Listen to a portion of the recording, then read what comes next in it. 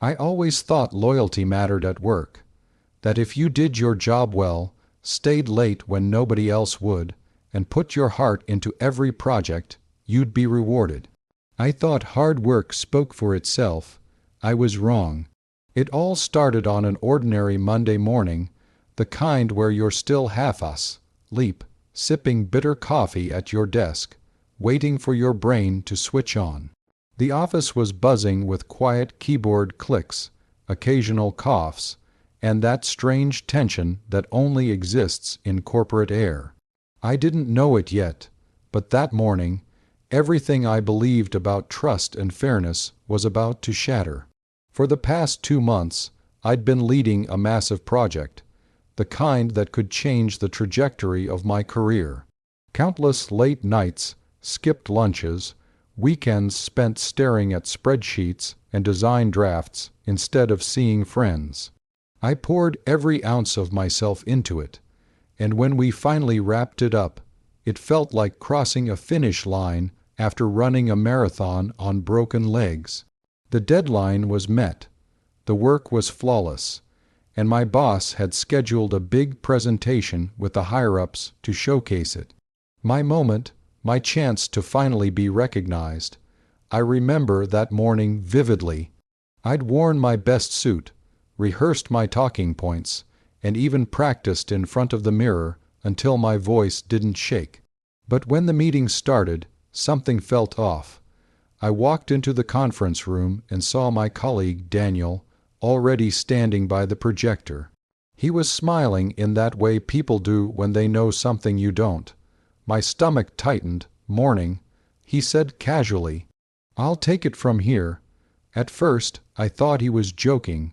I even laughed under my breath. But as the lights dimmed and the first slide came up, my laugh froze in my throat. It was my presentation, every chart, every graphic, every line of analysis I had written at 2 a.m. on a Saturday. And Daniel was standing there, speaking confidently, as if the work had come from his own mind. I glanced at my boss, expecting him to interrupt, to point out the mistake.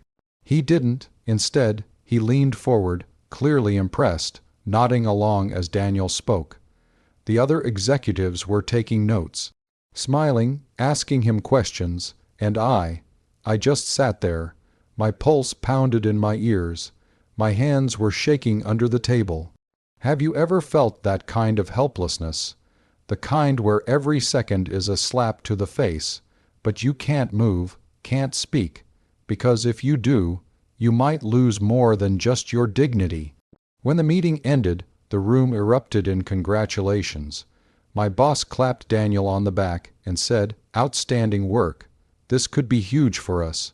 I felt invisible, erased. Afterwards, Daniel approached me, that smug grin never leaving his face. "Sorry, man," he whispered. "You know how it is. Sometimes it's just about who gets in the room first." I wanted to explode, to shout, to tell everyone what had really happened. But here's the problem in corporate politics. Timing is everything, and the truth isn't always enough. That night, I barely slept. My mind kept replaying the scene, thinking of all the things I should have said, all the moments I could have stopped it. And somewhere between midnight and dawn, a thought struck me. If Daniel could play dirty, maybe I needed to stop playing so clean. What I didn't realize was that the truth was already on my side, and it was about to reveal itself in a way neither of us could control. The next morning, I walked into the office with a knot in my stomach and a plan forming in the back of my mind. I wasn't going to confront Daniel head on, not yet. That would only make me look petty, maybe even jealous. Instead, I decided to wait, to listen, to watch. People who steal credit always slip up eventually. For the next few days, Daniel basked in the glow of his achievement. He was suddenly everywhere, joining high-level calls, chatting with managers in the hallway, being introduced to people in departments he'd never even stepped into before. He wore that new confidence like an expensive suit, as if the whole office were his stage. But I noticed something. Every time someone asked him about a technical detail from the project, the kind of detail only the person who actually did the work would know, he dodged the question. Sometimes with a vague answer, sometimes by changing the subject entirely. It was subtle, but I could see the cracks forming. On Thursday afternoon, I got an email from one of the executives who had attended the presentation. She had a few follow-up questions and asked me, not Daniel, if I could provide the raw data, the original spreadsheets. My heart skipped a beat. She didn't know I was the one who had created them, but if I sent those files well, they had my name all over the metadata. Every late night save, every version, every edit, I hesitated. If I went around Daniel now, I'd be exposing him. But there was a bigger part of me that wanted him to do it to himself, and that chance came sooner than I expected. The following Monday, Daniel was scheduled to present the second phase of the project, the problem. There was no second phase. I hadn't started it yet. My boss had put it on hold until the first one was approved. But Daniel, riding the wave of his success, had promised the execs he'd have updates ready. I stood in the back of the room as he began. He clicked through a few slides, repeating things I'd already said in the first meeting, then stalled on one chart. You could see it in his eyes, the panic, the realization that he was cornered. Someone asked a direct question about the methodology, and he froze. The silence in that room felt like it lasted an hour. Finally, one of the execs turned to me. "You worked closely on this, right? Can you clarify?" It was the opening I'd been waiting for. I explained the process, the data, the reasoning behind each decision, not with smugness, but with the calm certainty of someone who actually knew their work inside and out. Heads nodded, pens scribbled, and just like that, the tide began to turn. After the meeting, my boss called me into his office. He didn't apologize, people like him rarely do, but there was a shift in his tone. He asked me to take over the next presentation entirely.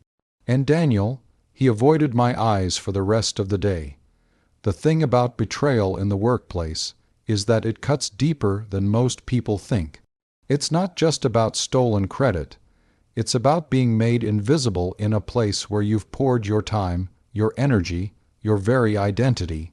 But here's what I learned. When you know your own value, you don't have to fight dirty. Sometimes you just have to let the truth walk in on its own. And it always does. So, the next time someone takes what's yours, remember this. People can fake talent, but they can't fake the ability to show up when the spotlight is on them.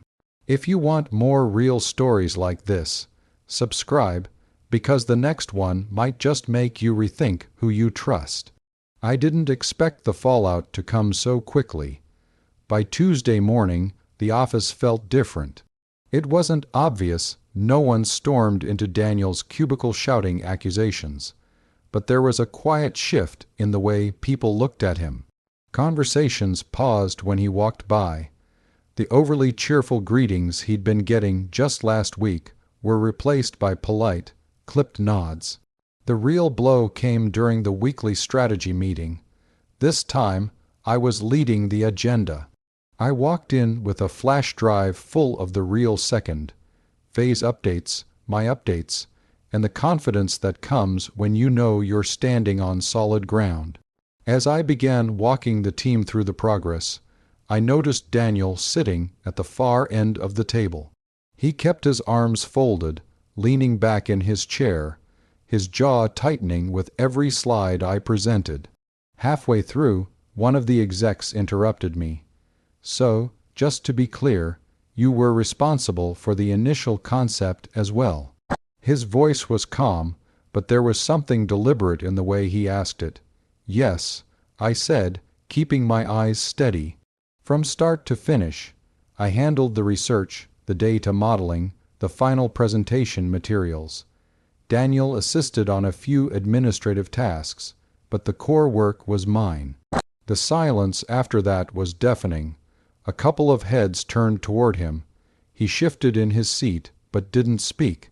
That was the moment I knew the tide had fully turned. Later that afternoon, HR called me in. Apparently, a few anonymous complaints had been filed about misrepresentation of work contributions. I didn't need to guess who they were about. HR was careful. They didn't outright say Daniel's name, but I could read between the lines. Corporate politics can be brutal, but they have one flaw. They thrive on perception, and perception can change overnight. Daniel had built his sudden rise on the illusion of skill. Now, the cracks in that illusion were spreading fast. That week, he stopped eating lunch in the break room. He kept his head down, avoiding conversations, and his once daily drop-ins to my desk vanished completely. It was almost sad to watch almost. But here's the thing, it would be easy to frame this as justice served and move on. In reality, it was more complicated. I caught myself wondering if I'd ever done something similar on a smaller scale without realizing it. Taking a little more credit than I deserved, staying quiet when someone else deserved recognition. Was I so different from him? That thought haunted me for a while, because in the end, what happened wasn't just about Daniel being exposed. It was a mirror held up to the way ambition works. In the corporate world, everyone's climbing, and not everyone plays fair. But here's what stuck with me. Real skill doesn't need shortcuts. It survives scrutiny. It survives pressure. And when the moment comes, it speaks for itself louder than any office politics ever could. I left the office that Friday feeling lighter, not because Daniel had been caught, but because I'd learned something more valuable than any promotion. In a world full of pretenders, your best defense is being undeniable. If you've ever had someone take credit for your work, remember, the truth doesn't need to be shouted. Sometimes, it just needs the right moment to be heard, and those moments they always come. So, what would you have done in my place? I used to think the worst part of having your work stolen was the humiliation. It isn't. The worst part is the doubt that crawls under your skin afterward. You start second, guessing your instincts, over-explaining every email, rereading sentences that never needed edits. That Monday night version of me would have marched into an office and set something on fire. The Tuesday version chose discipline. I started keeping a quiet ledger, every deliverable, every dataset, every draft, not to weaponize it, but to anchor myself in facts. I made a rule, no speculation, only receipts. People respect confidence, but they obey evidence. 2 days later, something strange happened. Compliance pinged me, not my boss, not HR, compliance. Their tone was polite, but sterile in that corporate way that always means trouble. They were running a routine audit on external data access and needed a point of contact for the models used in our project. You're listed as the primary contributor in the repository history. The email read, "Can you confirm, primary contributor, not co-author, not part of the team." The system had spoken without politics. I walked to the kitchenette to think.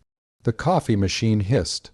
Behind me, Daniel was stirring sugar into a mug, pretending not to notice me. For a second, we stood like two actors who forgot their lines. "You get the compliance email?" he asked, too casually. "I did," I said. He smiled, tight and brief. "They send those to everyone, just noise." It wasn't, I knew it. He knew it, but corporate theater requires lines, and we delivered them on cue. That afternoon, the audit escalated in a way neither of us expected. One of our vendors needed a clarification on the anomalies scoring in the model. They'd tried the generic inbox and got an auto-reply that routed them, by repository ownership, to me. Their question was precise, the kind that only someone who wrote the thing could answer. I hopped on a quick call, walked them through the feature waiting, and solved their issue in 6 minutes. At the end, the vendor thanked me and said, almost as an afterthought, "By the way, the deck you sent last month was one of the clearest we've seen." I hadn't sent any deck last month. I'd sent it the week before, and I hadn't sent it to that vendor at all. I opened the document history. Not the polished slides, those can be duplicated and passed around like candy, but the raw doc where the thinking lives, scratch notes, ugly drafts, red arrows, the skeleton. The history doesn't lie. It showed my edits at 1:42 a.m., 2:09 a.m., 3:16 a.m., dozens of saves, and one curious entry from 3 weeks back, an export initiated from Daniel's machine, time-stamped on a Saturday morning. He had pulled a version out before the final polish, before the last corrections, and he'd circulated it. That deck last month was mine too, just older, uncredited, and slightly wrong. That's when the shape of the truth changed for me. This wasn't a one-off opportunistic theft. It was a pattern. Take early drafts, rename them, ride the wave of momentum. Clever in the short term, fatal over time. I thought about walking this to HR. But I remembered something a mentor once told me. Never go to war without winning conditions. I didn't want punishment. I wanted protection for my work, for the next project, for the version of me who would inevitably stay late again because excellence is a habit, not a stunt.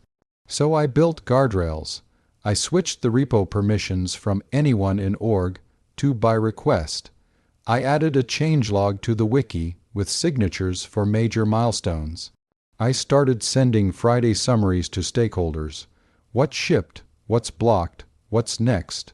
Not defensive. Informational, calm, open, every line a breadcrumb that led back to reality. Here's the part no one tells you. Doing the right thing isn't clean. It felt tactical. It felt like moving pieces on a board I never asked to play. But quiet power isn't loud. It's consistent. It looks boring until it isn't. The following week, we had a client demo, not a big one. Mid-tier, the kind you do to keep relationships warm. My boss asked both of us to join, his voice careful, neutral, as if he were trying not to trigger either of our egos. The client opened with small talk, then got to the point. They wanted to understand why our anomaly detection caught a set of edge cases their internal tool missed. They'd sent sample logs. I shared my screen and walked through the reasoning, the reweighting on sparse events, the guard against overfitting, the sanity checks on burst patterns. It made sense to them. It made sense to me. It didn't seem to make sense to Daniel. Then the client asked a simple question that blew the door wide open. Can we see the reasoning notes, the ones tied to the parameter changes? Reasoning notes. The notes live in the wiki. The wiki entries are signed. The signatures are mine. I pasted a link, explained the draft to final flow, and watched the recognition ripple through the faces on the call. They weren't dramatic about it. Professionals rarely are. But there's a specific quiet when people realize they've been talking to the person who did the work. You can feel the respect land. After the call, my boss messaged me to swing by. He stood by the window, hands in pockets, looking at the city like it might give him better answers than I could. He didn't dance around it this time. Why didn't you say something sooner? Because saying something isn't the same as being believed. Because I didn't want to be the person who complains. I wanted to be the person who delivers. Because truth without timing is just noise. I wanted the work to speak. I said. He nodded slowly. It did. He didn't promise the moon. He didn't confess to mishandling anything. But he did something better. He changed the process. From that day on, The person presenting would be the person listed as the lead on the changelog. Meetings would include a short authorship context slide. Who did what, who reviewed, who approved. It was simple, it was objective, and it would have prevented the whole mess. You might think the story ends there. Lesson learned, policy updated, everyone moves on. But work is a machine with memory, and reputations are stored in the gears. Daniel felt the shift. His calendar, once swollen with invites, started to thin. The spontaneous hallway chats dried up. He looked smaller, somehow, like a suit a size too big. I felt a twinge of pity, and then, if I'm honest, a wave of anger. Not at him, exactly, but at the part of me that wanted to gloat. There's a primitive pleasure in seeing balance restored. But balance isn't vengeance, it's clarity, and clarity asks harder questions. How do I protect my work without building walls so high I isolate myself? How do I make space for collaboration while refusing to be erased? I wrote myself a list, not a manifesto. A practice, document your thinking, not just your outputs. Share progress before you're ready, so credit has a trail. Ask for your name to be attached to the agenda when you present. Invite others into early drafts and name their contributions out loud. End every big update with a next step that requires your presence. It sounds small, it isn't. Culture is a pile of small things done repeatedly. A week later, an email landed in my inbox with a subject line that made my pulse jump. Ownership Review, Phase 1 Findings. It wasn't addressed just to me. It was to me, my boss, HR, and of course, Daniel. For a second, I considered not opening it, letting the anxiety stretch like a rubber band until it snapped. Instead, I clicked. The message was clinical, odd, it completed. Repo logs and doc histories reviewed. Role mappings validated against meeting invites and calendar records. Outcome: contributions misattributed in executive presentation. Corrective actions: retroactive acknowledgement memo to stakeholders. Presentation credit policy updated. Performance notes adjusted accordingly. Performance notes adjusted accordingly. That line wasn't meant for my eyes, but I saw it anyway. The machine had spoken again. Later that day, as I was packing up, Daniel hovered by my desk. He looked tired, not angry, not defiant, just tired. I messed up, he said quietly, no excuses, no spin. I thought if I got in front of it first, it would become mine. It never works that way, I said. I know that now. We stood in the hum of after hours fluorescence. The office always looks honest at night. No chatter, no politics, just screens and chairs and the echo of what you built. I'm not your enemy, I added. But I'm not giving away what I build. He nodded. Fair. You might expect some neat resolution. An apology at an all hands, a dramatic demotion, a redemption arc. Real life is stingier than stories. He stayed. He learned to ask. I learned to show my work. We didn't become friends, but the air cleared enough to breathe. Here's the insight I wish I had sooner. Injustice at work isn't always a dragon to slay. Sometimes it's fog. You don't charge at fog. You turn on lights, version histories, changelogs, named agendas, quiet, boring lights that make it impossible to get lost. Months later, during performance reviews, my boss asked me to summarize the year in one sentence. I said, I learned that credibility is compound interest. He laughed, then wrote it down. Before I left his office, he stopped me. One more thing. We're expanding the project next quarter. I want you presenting to the board. There was a time I would have floated out of that room. Instead, I walked back to my desk and opened a fresh doc titled Board Narrative. I typed the first line, start with the problem, not the hero. I was still writing when a calendar invite popped up. Subject, Promotions Committee. Pre-read, Attendees, my boss, and exec, HR. Optional, me. Optional, no one puts you in the room out of kindness. You put yourself there by leaving a trail they can't ignore. I hovered over accept, then clicked it. The invite expanded into a pre-read packet. The first page was a simple grid. Impact, initiative, ownership. Under ownership, the examples were short bullets. Most were mine. And then, tucked at the bottom, a note I wasn't supposed to see. An internal comment left visible by mistake. Ask him to reflect on the Daniel incident. What did he learn? How did he respond? I closed the packet and stared at the empty dock. The cursor blinked like a metronome. I knew exactly what I would say, but that meeting didn't go the way I expected. As soon as I sat down, the exec leaned forward, elbows on the table, and asked a question that changed everything. If we give you more authority, how will you prevent this from happening to someone else? I opened my mouth and stopped, because that was the real test, wasn't it? Not whether I could defend my own work, but whether I could build a place where no one had to. I took a breath, and I told them I'd start by making the rules visible, not just for me, but for everyone. Transparency isn't about trust. It's about removing the opportunity for doubt.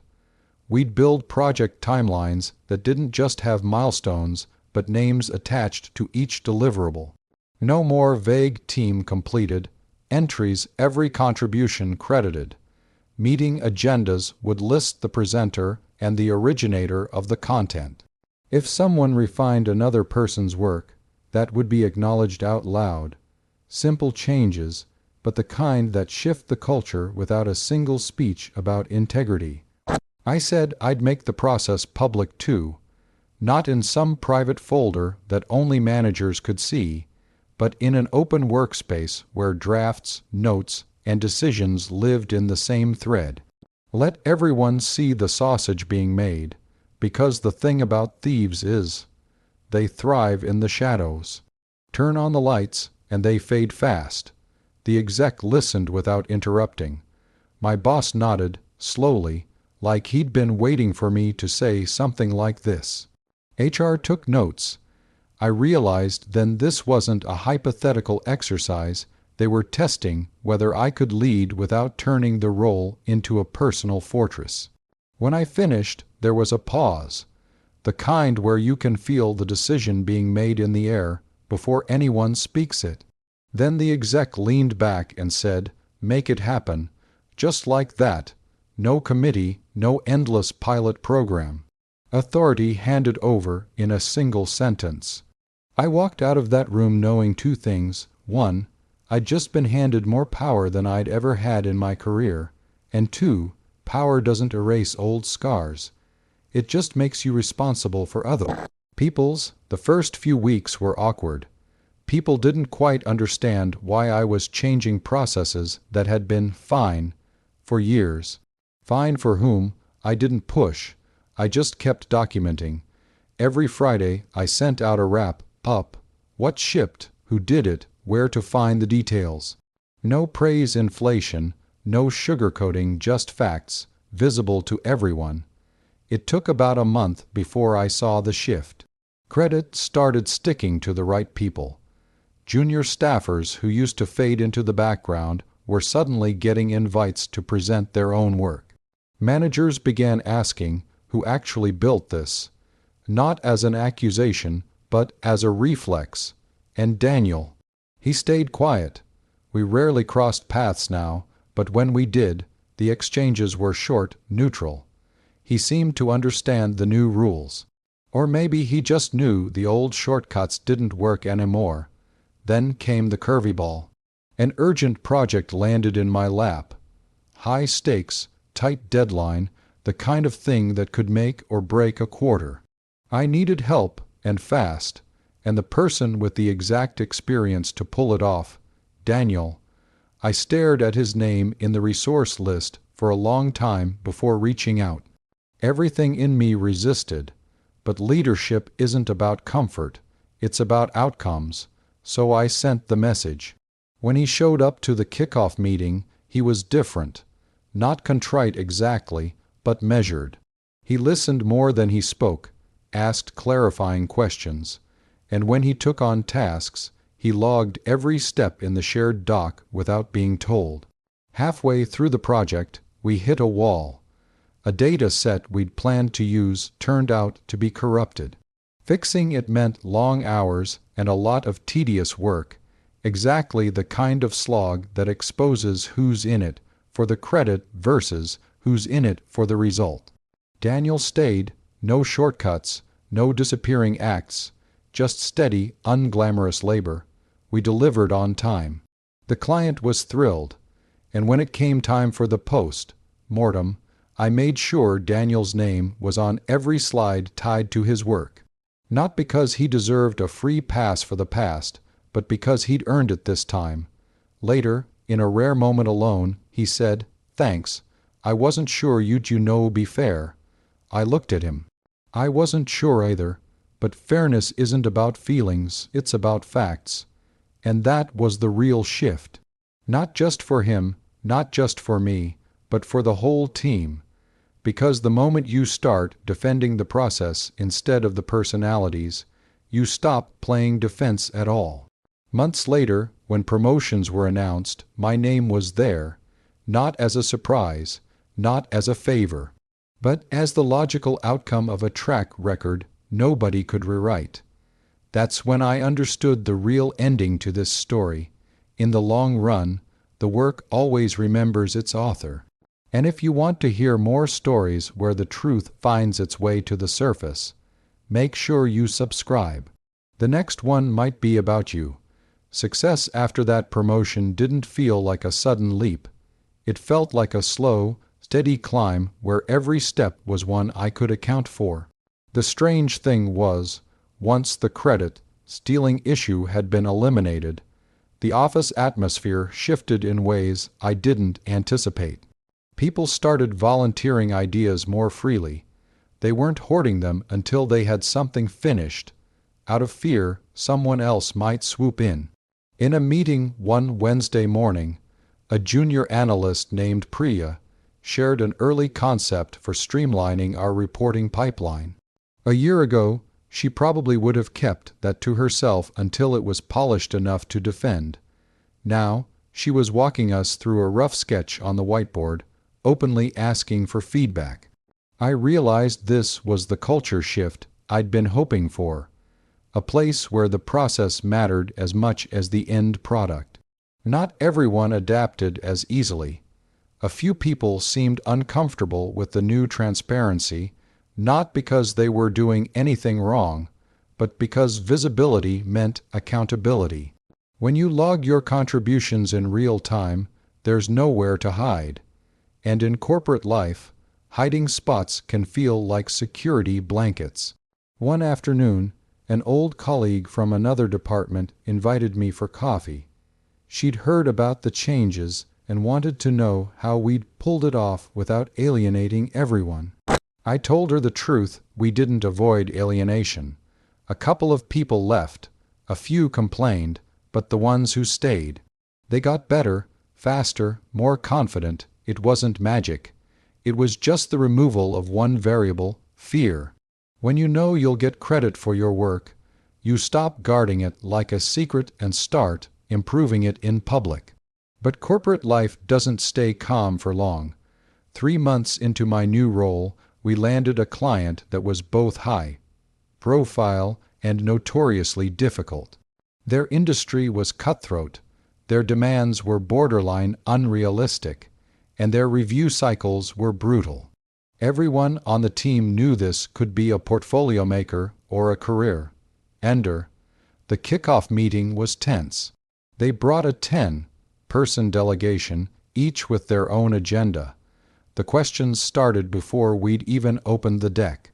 At first, I thought it was just their style: rapid-fire challenges to test our confidence.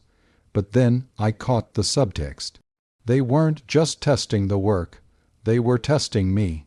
Midway through, One of their senior managers leaned forward and said, "We've heard your team has had internal issues with ownership in the past.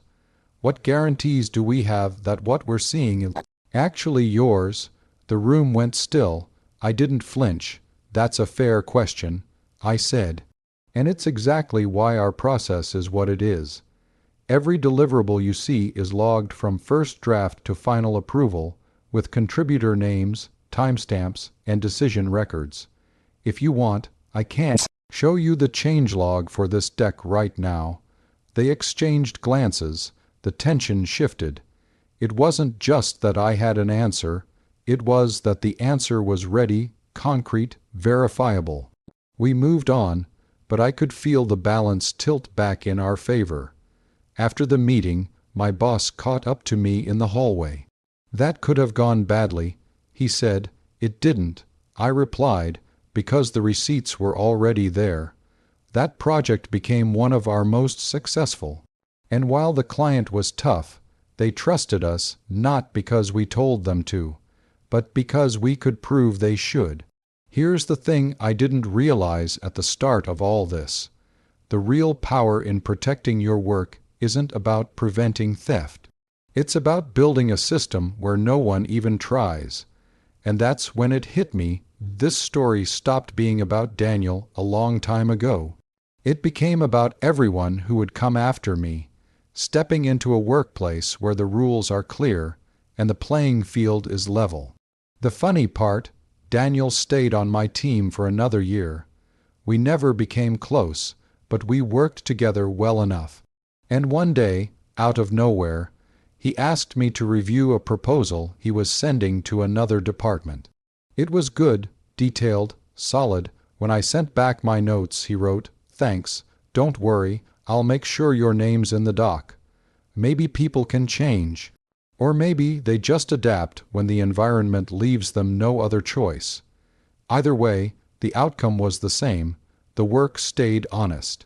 And in the end, that's all I ever wanted.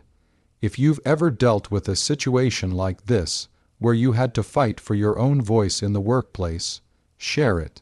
The more these stories are told, the fewer of them will have to happen. And don't forget to subscribe, because the next story will make you question who you're really working for.